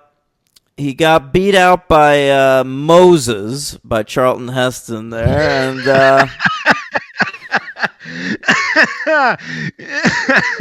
Is Lawrence of Arabia in there too? I'll tell you, number 37 is no, that number 39 over here is Lassie. Is who? Lassie the dog. Okay, sure. Yeah. Number 38, the Tramp. Oh, Charlie Chaplin, the Charlie Tramp. Chaplin. Yeah. This is a great list. Number 31, Henry, just a little bit better than Batman, is Aaron Brockovich. Dr. Oh, Yeah. okay, all right. Yeah. Gandhi. Sure. Gandhi's up here at number 21, Henry. Right. Aaron Brock. Yeah. Number 21 is Gandhi. And what else we got? Lawrence of Arabia. You were right, Henry. Number 10. Yeah, that's great hero. Batman of his time. Sure. And number 1 on the list is Atticus Finch from To Kill a Mockingbird. Oh, yes. Yeah. Sure. Yep, he beat out number 2, Indiana Jones. So I figured we were going to skip 89, our top 10, because we've done it. yeah, we've many done it times. ad nauseum lately. And we did the Tim Yeah. Burton list. That's enough. Henry, Yeah. American Express. Don't leave home without it. That's right. Never rub another man's rhubarb. We get product placement like 2 minutes into this baby. We do get product placement. I did read something I never knew, which fascinated me, that John Peters did want Nike product placement on the bat suit, but he lost that battle. Well, John Peters, as we know, is a maniac. He was got to start as Barbara Streisand's hairdresser, and now here he is producing the Batman movie. And then a star was born. Good one. So it starts out, Henry, with a couple that you think is going to be like Batman's parents, but it's not. Yes, you really do. It's set up very much like that. Yeah, and first right off the bat, and one of the reasons it's my second favorite Tim Burton movie is what a setting we have here, huh? I mean, we're in a comic booky world, but kind of a mixture, right? Of almost a mixture, sort of like a 1940s with some modern Art Deco, with some Blade Runner gloom going on there. You know, a lot of Fritz Lang-y stuff. It's happening, very right? Art Deco, and all the men are walking around wearing trench coats and hats and shit, Right. which is why it's like extra weird whenever there's like sort of a pop culture reference or product placement in this movie. Like the say what you will about the Prince music in this movie, but it just never works for even a single second, and it's because it feels like everything should be from like the 40s. That's right. Yeah, no, the Prince thing does not work. I will say right off the bat, I think when I did see the Nolan reboot that this movie went way down in my estimation. In many ways, but it has come back. What do you mean the Nolan reboot? When Nolan brought Batman to the screen, had cooled considerably, and then figured it was kind of in a certain way disposable. So like, but I don't. So when Batman began, you were like, "This is the Batman I always wanted," and so the Tim Burton movie ain't shit to me now. Well, not really, because we'll get to Batman Begins in a few weeks, and it wasn't the Batman movie I think I always wanted. But I just I think that this one felt in my head the non-reality that it took place in was difficult for me to reconcile, and I think that's also an aspect of just movies kind of becoming in the 2000s and late 90s, like just so gritty and realistic. Not superhero movies necessarily, but like just, I mean, even maybe the 2002 Sam Raimi, Spider-Man, like kind of just for me, like this didn't retrofit me. That doesn't make sense? But I no, it didn't. Thank But you. it's okay. Thank Look you. for your Thank you. words. Thank you. I think though that it's different between Marvel and DC, and I think this is where we differ, Henry, because we talked already about how I liked Superman Returns and didn't like Man of Steel, and you feel the reverse. Right. And so I really feel differently about Marvel and DC, where I want my Marvel movies to be largely grounded and in some kind of realism, unless you're doing like Thor Ragnarok or something.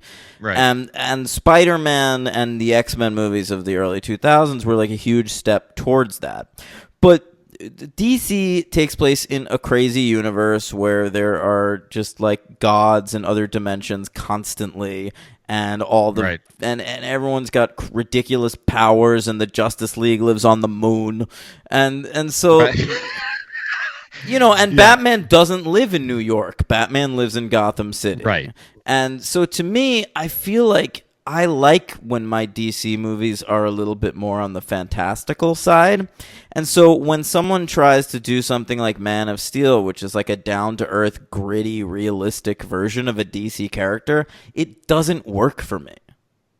Yeah. Okay, that's fair enough. I think the best you're gonna get is Nolan, but Right. Well, no. But let me elaborate then, real quick, because that opinion of mine on the Burton thing was very quickly changed. Even about 7 or 8 years ago, when was about the last time I watched this, I realized I was very wrong, and I loved its universe. I think what I was probably thinking was little things like the character, his movements and the costume. You know how he's kind of strapped in this movie like a knight.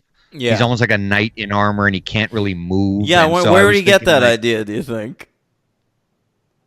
Where did who get the idea? Tim Tim Burton? Burton, yeah. I wonder where he got the idea of Batman being almost like a knight. The Dark Knight.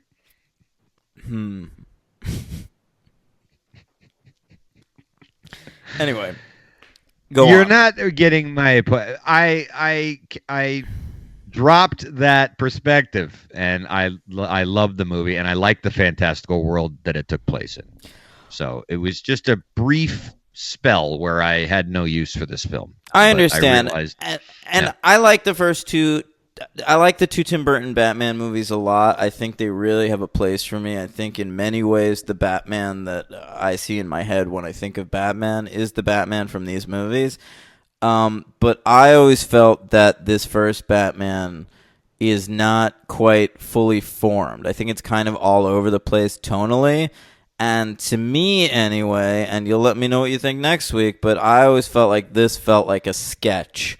And Batman Returns felt like the fully realized thing, what Tim Burton was trying to do with the character. Interesting. Yeah. Well, that's why I am very much looking forward to the second one, because I remember just never ever liking it. And I always thought what you said about this movie, I think is partially true. It is a little bit all over the place, but there are sequences in this movie that are just absolutely stunning and magnificent. And I mean, that have never been done in quite the same way, even by Nolan. I mean, I think they're just, I think the dramatic moments in this movie are just very powerful. And I was just thinking about, like, in certain ways, it achieves what the original Superman did, except in a much more consistent way, where we talked about Superman a couple of years ago, where like the first 35 minutes are very grandiose and epic, and then it kind of falls into a little bit of silliness. But I don't really think this movie does that. I mean, the Joker, sure, a little bit. But I also don't think that this movie has nearly the heights that Superman the movie has in its first like 45 minutes. I totally agree. Yeah. I mean, I think it goes in sort of a different direction once Nicholson transforms. And the movie's about the Joker. Like, this movie has no time for Batman. I know. He's not really a character. I think Michael Keaton does what he can with it, and I like Michael Keaton's depiction quite a bit. Yeah. I liked Vicky Vale, actually, more than I remembered liking her. But I just think that the movie rests around Jack Nicholson. And while I think Jack Nicholson is giving a good performance, which is something Jack Nicholson is just like anatomically incapable of not doing, I think the depiction of the Joker as written doesn't necessarily work for me. I've never understood people's sort of obsession with trying to do the Joker origin story on screen, and it doesn't work for me here, really. I don't know. The only time it's ever worked for me is in the Killing Joke comic by Alan Moore. And and that's because it doesn't explain it all the way, and it's left open to interpretation. That's right. I'm open to this Joaquin Phoenix movie, but we'll see. Yeah, I think we're gonna get a full thing going on there. But yeah, but like, I mean, come on, like he falls into a tub of acid at a factory. It's just so perfunctory. Well, it's perfunctory, but it's just so well done. I mean, that entire piece in the Axis Chemical Factory is just. We're not even doing the plot, but it's fine. Well, go through it. Talk about. I mean, it's just essentially that the opening sequence I think is fantastic. Batman stops he doesn't though. He doesn't. These two guys rob this couple. They don't kill them, but Batman makes his first appearance, and he gets shot, and then basically just like a scare tactic to spread the word, which is an interesting. I do think kind of the best departure. Decision this movie makes is not doing the Batman origin story, because who gives a shit, but also staging it as Batman being in his early days, where he's sort of just like a myth around town. Yeah, I agree. I think that's really good. It's a vast improvement on Snyder's approach, where Batman has been around for 50 years and he's 74 years old. Yeah, it's true. Well, this one just takes an approach like, clearly Batman is not young, but he doesn't really make any mistakes. He's like pretty flawless for, he's way more, what I actually thought of, and this is not an original thought, but it is to me because I never thought of it, but he's almost, I think Burton is almost making him into sort of this Dracula character. It's the Bat. You know what I thing. mean? I do know what you mean. Of course, I mean, he appears and he looks like a Dracula. He disappears like Dracula. He has no real movement. It's just very quickly shot and fluid. Henry, it's not subtle. I mean? He has him sleeping upside down at one point, which is the fucking dumbest shot in the entire movie. That's pretty dumb. But it never had occurred to me like how much of the visuals were really kind of maybe biting off of that.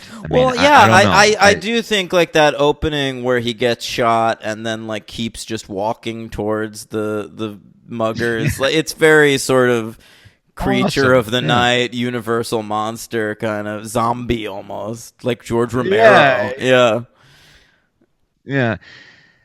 And I mean, I just, so anyway, we're introduced to Jack Napier, who was always to me like one of the weaker ideas in the movie of making the Joker an already established gangster. But I do love his transformation in the movie. I think it's great. I like him. The best he is at the beginning of the transformation. Like, I don't really care about him when he's a gangster because it's not interesting. It's so right. It's like the fucking least creative you could be in a movie is making a hero a cop or a villain a gangster. Yeah, yeah. And so he's Yeah. just So, a but what do you mean when you first what do you mean when he first changes? Like that I think scene one with of the fucking surgeon? the best scene in the movie is him taking Incredible. his bandages off and just like ripping them off like It's so good. he's impatient to get them off. That is great. Yeah, it's so good. And I mean, I think I And I him remember- razzling his like ex-girlfriend or whatever is really good. Oh my god, yeah. And I remember thinking on not just this rewatch, but the last time I watched it, I just didn't realize. I was thinking about, you said your mom took you out of the theater, and I did not remember. This is like a really, really dark movie. I mean, like in a different way than other dark other superheroes are dark. Like, Well, we get like a charred corpse and like this disturbing kind of the man who he laughs burns a for guy him. alive with that. He like, burns a guy alive. Little hand I mean, buzzer Jerry device. Hall- Yeah, I mean, Jerry Hall gets her face strewn with acid. I mean, it's really fucking dark, and I mean, it's so kind of casually dark like that. Well, you it's know why? very fucked up. I think Yeah. that's a Tim Burton thing. And the big surprise for me watching this movie this time was I always felt like this movie was like Tim Burton like sacrificing that like early Burton-y shit to make like a big budget studio movie. And I forgot how much it feels like just a part of Tim Burton's filmography. Like he made this movie Yeah, in between Beetlejuice and Edward Scissorhands, and it totally feels like that. Okay, in a good way. No, in a totally good way. Like, because I always think like Tim Burton's work from like Pee-wee's Big Adventure up through like Nightmare Before Christmas really works as like this like similar body of work. And it's like it's an era in his career. And I always thought of like Batman being outside of that. But I think like as a movie, it just feels like another one of those early Burton movies. And I think that's pretty cool. See, that's so interesting to me, because for me it was just it might have been my age, and it also might have been me not really just getting into directors until I was a teenager. But for me, this was just like a quintessential Tim Burton movie. Like for me, I always thought about Beetlejuice and Batman, and Pee-wee's Big Adventure. I kind of don't think I really even understood how fucking funny it was till later. So for me, Batman was always like, when even to this day, when people, even though he's made so much of this silliness of, I still think of Batman as being a total Tim Burton movie. I mean, there's nothing in this movie to me that does not seem like Tim Burton. So, I guess for it's instance, just when it being a big budget movie, but it doesn't. It does. I mean, and I know that he's even said, I think that they. A little bit compromised his vision, but it just doesn't look like that to me. It is a Tim Burton movie. Batman Returns feels even more like a Tim Burton movie, so I guess I know what he means. But like, it's the same way. Like, I don't like when directors I really love get attached to superhero movies. Like every so often, like David Fincher flirts with doing a superhero movie, and people get really excited. And I'm like, let's have him make his own movies. Like, I don't need him fucking around. Like, to me, that's like a waste of time for a guy like that. And like, I agree with you. Oh, Henry, but break it up. retrospectively, I can't hear you. Sorry. Go ahead, repeat that. Okay. I just said retrospectively, I don't think you would think that about Tim Burton. I mean, you think about that now. But I think I would at the time. Like, to me, I was young, Henry. But like, for an infant. But yeah. I mean, like, if I was like a grown up who's like into filmmakers at the time, and like they announced like, hey, the dude who did Beetlejuice is gonna make a Batman movie, I think I'd be like, that's interesting, but I kind of just want to see what he's gonna do, like with his career. So you feel like I felt when Fincher announced he was doing Dragon Tattoo. Like, I feel like this about, like, Ryan Coogler. Like, Ryan Coogler made Fruitvale Station, and now he's made Creed and Black Panther, and I love all those movies. But, like, he made Creed really feel like a Ryan Coogler movie, whereas Black Panther, while great, felt like a Marvel movie. And I just think, like, as much as I liked that movie, I'd rather just see a Ryan Coogler movie. Yeah, I understand that. But I think that like the Marvel universe can sometimes overwhelm even the coolest auteur. And back in 1989, the Burton was not. Yeah, superhero movies weren't even really a thing yet. I guess there'd been the Superman. No, movies. they weren't. Yeah, I mean, honestly, as a kid, I can tell you right now, as a kid, when this movie came out, all I had to go on for myself were the 4 Superman movies. I mean, that was it. You know. Don't forget Supergirl. Who could forget? I know. I've never forgotten. No. But yeah. So I mean, just didn't exist. But I see your point. But looking at it now, for me, it's a perfect Tim Burton movie. But I don't know, man. This movie, almost with the plot, you can just go through the set pieces, really, the different scenes. I mean, Batman, I think, only appears in the movie about 4 times. I know, it's ridiculous. But it is ridiculous, but every time he appears, it does have an impact. And so you said your favorite sequence in the movie is it probably when the Joker's taking his bandages off? That's my favorite scene, probably, but my favorite section of the movie is just because of how weird and unique it is the section where Joker reveals that he's like poisoned all of like the makeup and hair products in Gotham City. And so like really that's interesting. Like everyone in town just like can't shower or like so like there's all these shots of like news anchors on TV looking disheveled because they can't do their makeup or hair. Right. And I really love that. There's something really interesting and unique. Like that's the kind of thing I want from a Tim Burton movie, and that you don't really get in superhero movies. That's like a subtle little bit of satire, and it's genuinely funny, and it makes sense in the context of the supervillain's plan, and I thought it was really cool. Right. And I think, I mean, I don't know about favorite scene, but probably my favorite section is, and I'll never forget it. I mean, every time it comes on, I anticipate it, and it was no different when I watched the movie the other day. When Batman takes Vicky Vale and they get away from the Joker and his guys, and he is in the Batmobile. And boy, this is about as Tim Burton-y as the whole movie gets. When he's driving through the woods, and it's just like the tight shot of Batman's face and then Kim Basinger's face and her kind of just looking at him, and there's like nothing being said, and she just like looks at him and says like, "Where are we going?" And he just kind of like looks at it like out of the side of his mask at her, and the music is like one of Danny Elfman's best things he ever wrote, especially in that sequence, and it's just so cool. And they go through the Bat Cave, like through the Bat Wall. Yeah.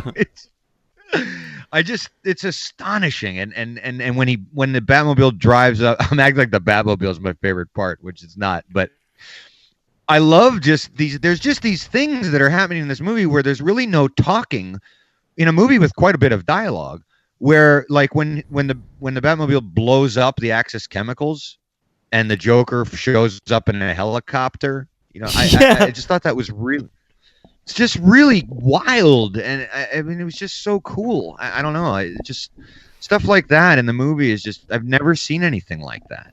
And it's just, the movie has a strange, I think the movie's sense of humor comes. Where does the movie sense of humor come from? I think that's Tim Burton, I think. Okay. Thanks. I didn't hear that, right? Yeah. Okay. Now, Henry, yeah. I don't know. That sounds good to me. What else do you have to say about the movie? I mean, there's a lot to talk about. Billy D. Williams. I fucking love Billy Harvey. D. Williams, and it's a shame he never got to play Two-Face. It's a real Dylan Baker situation. It sucks. Yeah, it would have been great. Although, well, we'll get to Batman Forever, but Yeah. whatever. Would have been neat anyway, I guess. We have like our second franchise that we've covered in like 6 weeks where they're imitating Mayor Ed Koch yet again. I didn't even notice. Is there an Ed Dude, Koch? he looks exactly like him. The guy who's insisting on the 200th anniversary, no matter what, no matter how. It's like we were obsessed with Ed Koch in the 80s, my lord. Well, he was the guy, man. There's so many Ed Koch references on Seinfeld, too. And Yeah, it's David true. Dinkins references. Yeah. The movie just, I guess it's overall the movie's grown on me really over time. And I mean, I think things that used to bother me in the past are just not there, you know. It just never feels. It it's just its own never thing. feels It's- fully formed, Henry. Batman's not a character. Bruce Wayne is not a character. I'm never quite convinced by anything that happens there. I kind of like him. I don't agree. I don't know. I kind of like him at I the don't feel that party way, yeah. scene. There, I forgot that you have to spend like 2 hours of your life with Robert Wool in this movie. That's unfortunate. That's I actually thought it was pretty funny. I'm just, he has a couple of good lines, but I mean, overall, God, yeah, he has a big role in this. he really does. He's actually my LVP. Yeah, yeah. Arliss himself. Now, I will say that I think I like the setup of the Bruce Vicky relationship, but the fact that Vicky Vale doesn't come back in Batman Returns, like, it doesn't bother me at all because they just like it's never, you know, like when we watched Mission Impossible 3. And then Michelle Monaghan wasn't in Mission Impossible 4, and I was like so bummed. Yeah. I don't feel that way this time. Because I never got too invested in them. I I only really like their scene where he like chases them down at that party. Remember? And they don't know, party. you know, it's like in his house, but they don't know who he is. Oh yeah. And Robert Wool is like, "Hey, can Yeah, I I get thought a that was grant?" Yeah. Yeah.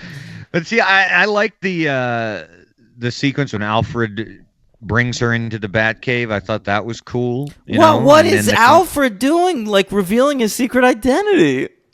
I just thought you're right. It's kind of an insane thing that kind of our knowledge of comic book Alfred would never do. But it felt like it worked to me. It I feels thought like it what, came out of nowhere. I thought it was super weird.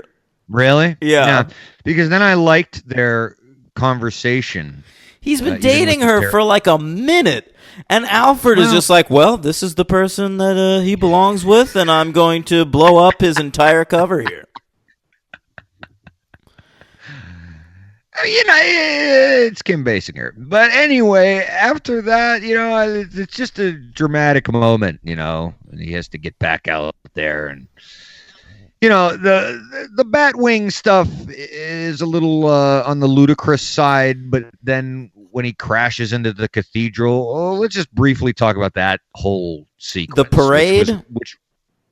Well, that I could have. I mean, I think Prince kind of ruins that. There's so much Prince, and I love Prince. I really do, and Purple Rain is one of my favorite movies of the 80s. But, like, I don't know, man. Neither here nor there. He Yeah, doesn't it belong work. in this movie. It just does not work for even a single second.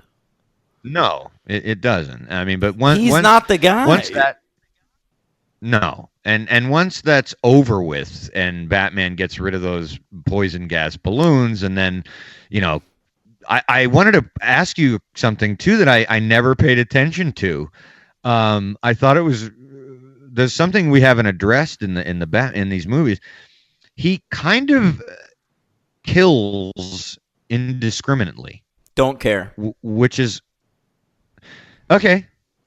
Why not? These kind of a movies- hallmark of the character. So, But these movies are so cartoony that, like, it never feels like death to me. Like I Like a feel like murder? when Man of Steel, when Superman kills Zod, like they're trying to make a statement, like our Superman kills. yeah. It's more, these movies Right, are way right. more flippant. I just if we were gonna really like have Batman kill and like make that a hallmark of the character and like discuss well, he shouldn't kill, or what, it is like, Yeah. if it was taken seriously and a plot point in the movie, I would not like that.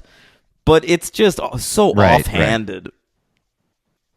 It is. It's just funny because it happened. So I think because of that casualness, it's just kind of bizarre. But another thing I wanted to mention is there an homage going on there from, not to jump ahead, but I want to bring it up right now, in The Dark Knight when he is racing towards Heath Ledger on the Bat Pod, whatever, the Bat motorcycle, and Heath Ledger's yelling, come on, and he's like gonna crash into him, and Batman in this movie is flying the Batwing straight at Jack Nicholson. Did you notice that? Like, is that like a little? I haven't seen The nod? Dark Knight as much as you have. Oh, so you don't even remember what I'm talking about? Yeah. Okay, forget it. We'll get to it in a few weeks. We will. Looking forward to rewatching that one. All right. Hank, Yeah. you have anything more to say? How to Dance with the Devil in the Pale Moonlight is a great moment. Great line. Great moment. Great line. Yes. And I like that all of the Joker's henchmen have little embroidered pictures of the Joker on their outfits. He got those done real fast. Yeah, he sure did. Turned it into the Joker, had a whole wardrobe and outfits for his guys. Yeah.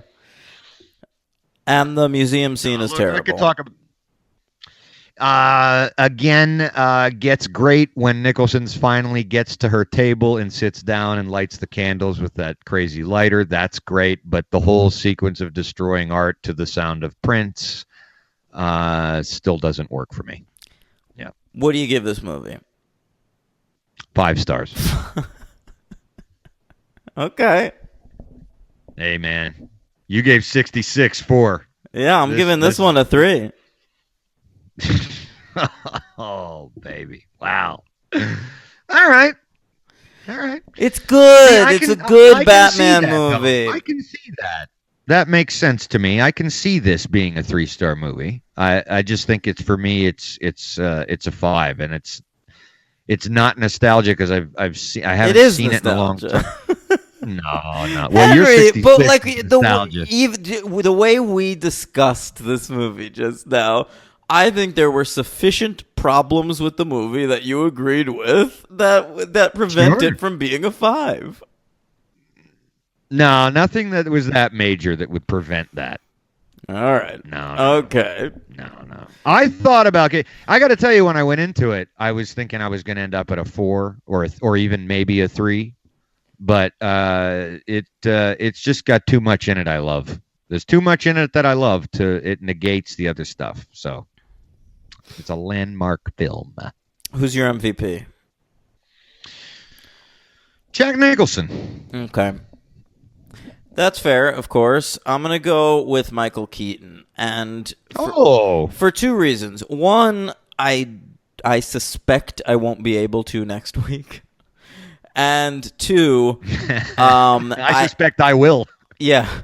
And 2, I just think that he's given so little to do in this movie and he manages to imbue the character with some life. It's sort of, it's odd to say, but we were talking about Fantastic Beasts and where to find them and last week, and I just felt like the Eddie Redmayne character in that first movie, he wasn't able to like give that character life for me. He just never came off the screen for me.